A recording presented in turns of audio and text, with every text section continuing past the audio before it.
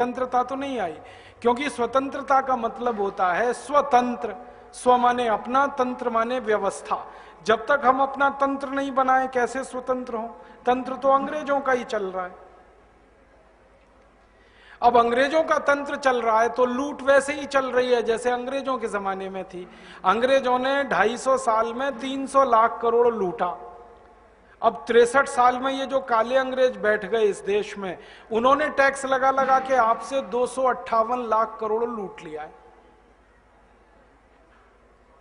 आप टैक्स भरते हैं, मैं टैक्स भरता हूं। डायरेक्ट टैक्स 2 हैं, इनडायरेक्ट टैक्स 62 हैं। सारे टैक्स में कुल मिलाकर आप 100 रुपए में 70 रुपए दे देते हैं।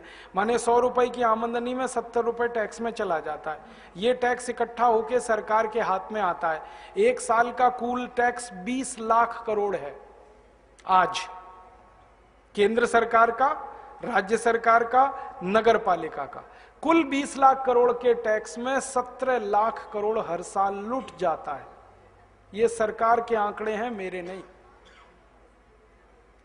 राजीव गांधी कहा करते थे कि जब मैं किसी गरीब आदमी से 1 रुपए टैक्स लेता हूं और बदले में वही 1 रुपया उस गरीब आदमी को देता हूं तो उस आदमी तक 15 पैसा ही पहुंचता है, 85 पैसा बीच में ही लुट जाता है।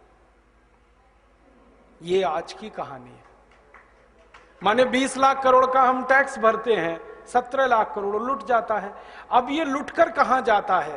पहले अंग्रेज टैक्स का पैसा लूट के लंदन ले जाते थे, अब ये काले अंग्रेज लूट का पैसा लेके स्विट्जरलैंड चले जाते। अब समझ में आया स्विट्जरलैंड दुनिया का सबसे अमीर देश क्यों है। क्योंकि हमारे टैक्स का पैसा लूट लूट कर स्विट्जरलैंड की बैंकों में अगर जमा होगा तो वो तो अमीर होने ही वाले हैं। और आपको मालूम है स्विट्जरलैंड की बैंकों में कुछ नियम है। जैसे हमारे नेता पैसा वहां जमा करते हैं, वो कोई भी ब्याज नहीं देते उस पैसे पे, और हमारे पैसे को स्विट्जरलैंड की सरकार दुनिया भर को कर्ज में देती है और उससे ब्याज लेती है, उससे उनकी आमदनी है। दूसरा, हमारे नेता जो पैसा वहां जमा करते हैं, अगर कोई मर गया तो वो बैंक उस पैसे को हड़प लेती है, नॉमिनी को वो नहीं मानते।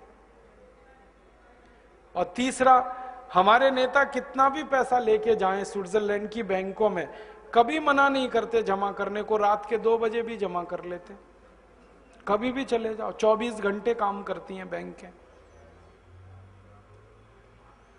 तो ये नेता लूट रहे हैं, पैसे वहां रख रहे हैं क्योंकि बैंकें हैं।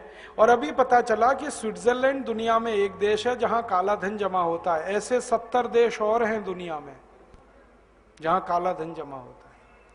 पनामा नाम का एक देश है, पनामा। ट्रिनिडॉड नाम का एक देश है, टोबैगो नाम का एक देश है। ऐसे 70 देश हैं दुनिया में जहां काला धन ही जमा होता है। और नेता टैक्स का जितना पैसा लूटते हैं वो काला धन ही है। अब वो जाके जमा हो रहा है, हर साल 17 लाख करोड़ ये लूट रहे हैं। अब तक हमने जो हिसाब निकाला 63 साल आजादी के बाद का, उसमें नेताओं ने 258 लाख करोड़ रुपए लूट लिया है और विदेशी बैंकों में जमा कर लिया। और जिन बैंकों में ये पैसा जमा है उन्होंने कंफर्म किया है कि इतनी रकम है हमारे पास, भारत की इतनी रकम है।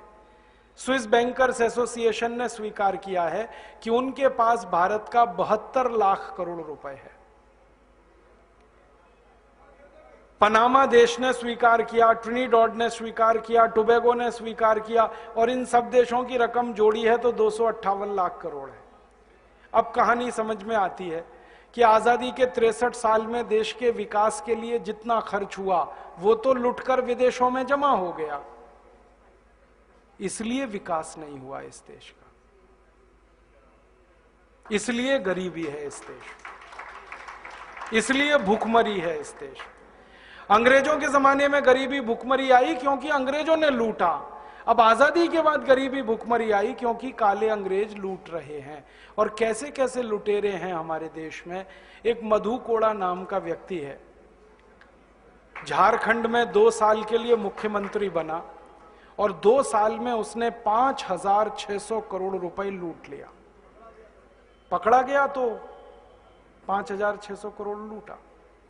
अब मैं ये सोचकर परेशान हूं कि कोई व्यक्ति 2 साल में अगर 5,600 करोड़ भारत के सबसे गरीब राज्य से लूट सकता है, तो जो मुख्यमंत्री 15-15 साल रहे सबसे अमीर राज्यों में, उन्होंने कितना लूटा हो?